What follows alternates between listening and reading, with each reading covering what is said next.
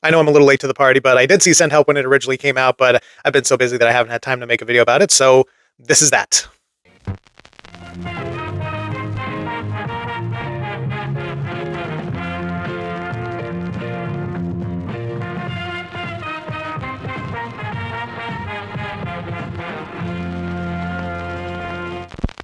Sam Raimi has always been one of Hollywood's most playful filmmakers, taking influences from comedy, horror, B movies, and melodramas to create a style that is uniquely his own. This was something that really struck me when I first saw The Evil Dead when I was at too young of an age, but it was something that really turned him into one of my favorite filmmakers. And as soon as I saw the sniff cam pop up within like the first couple scenes of Send Help, then I knew that he absolutely still has it.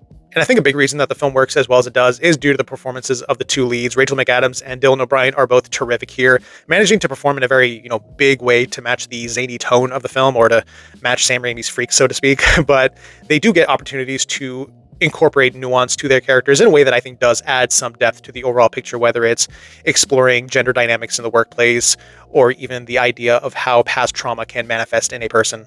And something that I think hasn't been spoken about as much is I think the sort of Hitchcockian influences that the film has. I think there are certain moments with the way that they're constructed do feel like they're ripped right out of a Hitchcock film, even down to the musical score from Danny Elfman. There are portions of it where it just felt like it was almost like an homage to the way Bernard Herrmann scored a lot of Hitchcock's works.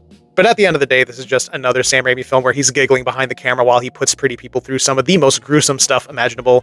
And it is a wildly entertaining ride. I had such a blast with it and just wanted to come on here and talk about that real briefly because I had such a great time. And if you're on the wavelength of someone like Sam Raimi, then I'm sure you will too. Obviously, he has a long history of films kind of like this with Darkman, the Evil Dead films, and even with some of the stuff in his Spider-Man films and Drag Me to Hell, of course, a classic.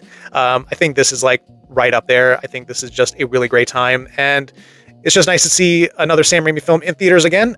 So yeah, I hope we get to see another one very soon. So those are my thoughts on Send Help. If you've seen the film, then feel free to let me know what you thought of it in the comments.